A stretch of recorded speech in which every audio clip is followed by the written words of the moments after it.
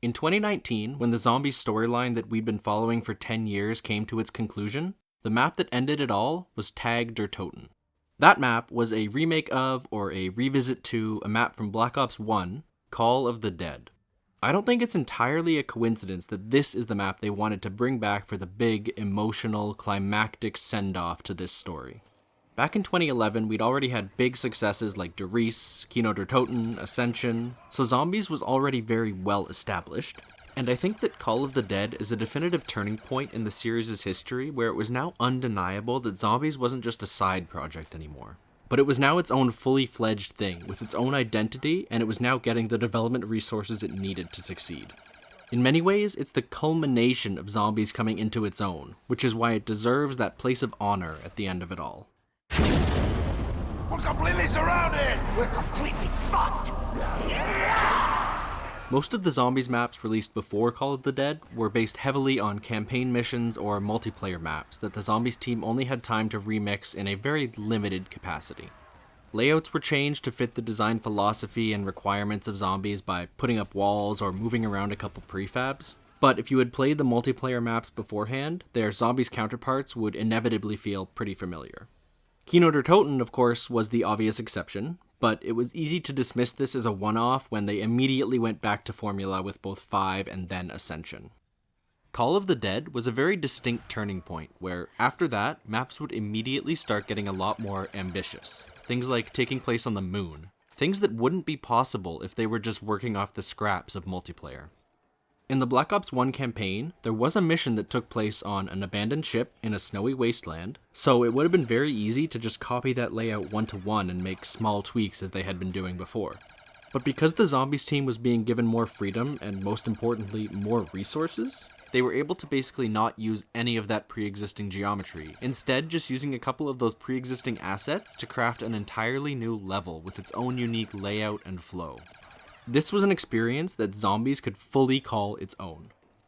In that same vein, the playable cast was also brand new and custom tailored to this map. It was a group of horror celebrities all playing themselves. Sarah Michelle Gellar, aka Buffy the Vampire Slayer, Robert Englund, Freddy Krueger, Michael Rooker, most famous at the time for Merle Dixon of The Walking Dead, which was at the time the most popular piece of mainstream Zombies media, and Danny Trejo, with so many credits it's hard to pick just one. The other major player was the NPC boss of the map, George Romero, the godfather of Zombies. The movies he directed are single-handedly responsible for most of the concepts that we associate with Zombies today, so it's fitting that the mode pays direct homage to the person that made it all possible. In-game, he was the most powerful enemy we'd ever faced up to that point, and it was impossible to ever permanently kill him, so he was always a part of the horde of his zombies. Just thinking about this on a practical level, with the amount of development work actually required, this is unprecedented for this team. They had to make the full set of brand new character models, whereas up until now, every Zombies crew had just been ripped wholesale from the campaign, and these character models actually had pressure on them because we would be able to compare them to the celebrities they were supposed to represent. On top of that, they actually had to spend the money to get these real-life celebrities to record all their voice lines. It's a huge undertaking to get a big games publisher like this to spend extra money on extra work when they could have just kept doing what they'd been doing and release an easy-to-make map with the crew they already had and not had to spend any of that money. Just the fact that the developers were allowed to do this and do it right speaks to the confidence that the company at large now had in the Zombies mode. They were getting the time and resources they need to build something really special. They were no longer just secondary to multiplayer. Which is why I believe that this map is a clear line where Zombies was now irrefutably its own thing. So I did mention that the fifth celebrity, George Romero, was an NPC boss on the map. This was the first level to drop the concept of max ammo rounds since their introduction back in Shinonuma. Like all the way back in Nocturne Toten and Verrückt, every round was the same. It was just a constant onslaught of the basic zombies. The only additional enemy was George himself. He would be slowly walking towards you at all times, and occasionally he would give a couple zombies around him an electrical power-up. He had thousands of times more health than any enemy we'd faced up to that point. And anytime he took damage, he would slow all players down and give the zombies chasing you a chance to catch up and get a couple hits in. So, of course, the goal was to avoid shooting him as much as possible. But, by the very nature of training, he would get caught up in the group and could very easily catch a stray bullet when you fired into the horde. A lot of people have complaints about his mechanics because it's impossible to get rid of him completely, so carefully trying to shoot around him without angering him is something taking mental energy the entire game without a chance to really end it. I, personally, think he's a welcome addition. Especially coming off of Ascension, which is probably the easiest map ever, and where it was easy to end up just playing it on autopilot and getting bored because of that lack of challenge.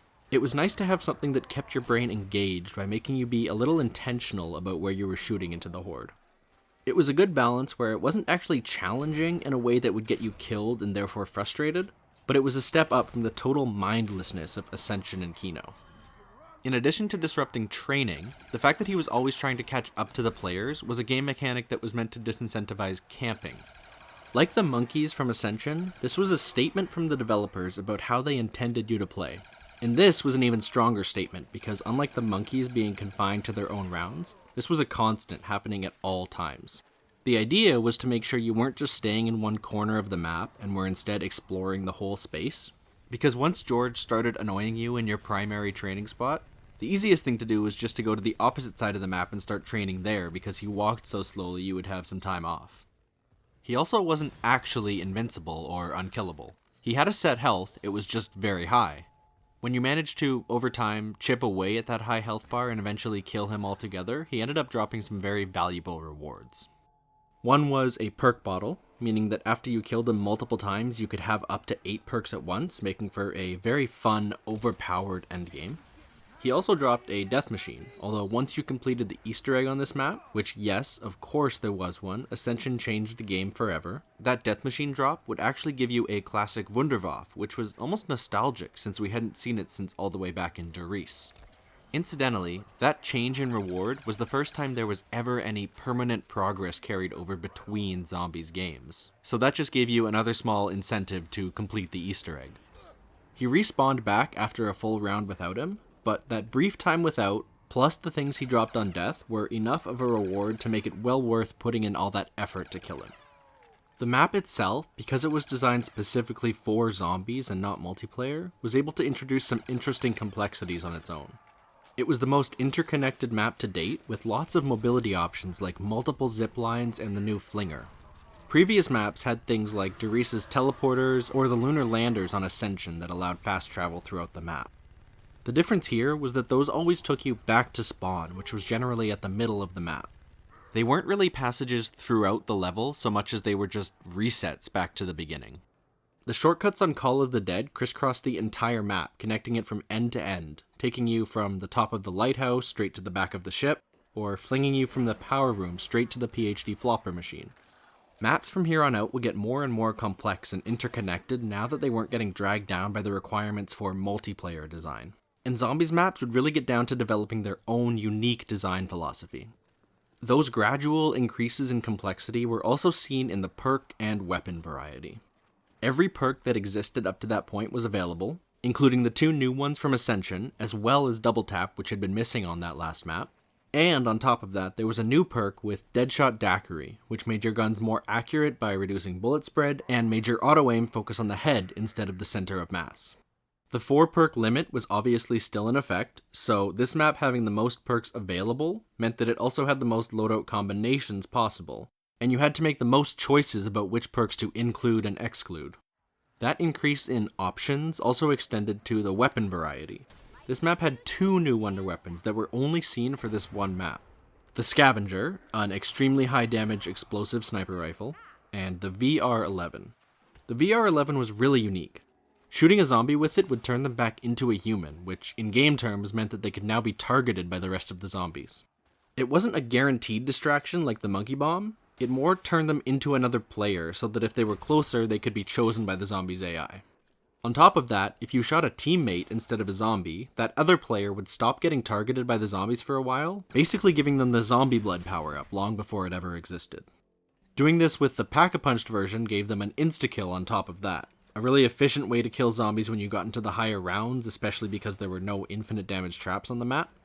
Lastly, it could be used to calm George down, and if Pack-a-Punched, could even be used to temporarily make him leave just for the round. This is one of the most unique and multifunctional wonder weapons to this day, just based on the amount of different things it can do. Not only that, but it was also very uniquely zombies. This couldn't be mistaken for something made for multiplayer and then borrowed. It was very obviously something special just for this mode. Call of the Dead was a love letter to the genre's heritage, but more importantly, it was where zombies really started gaining momentum as not just a side mode, but something that was independent and successful in its own right and on its own merit.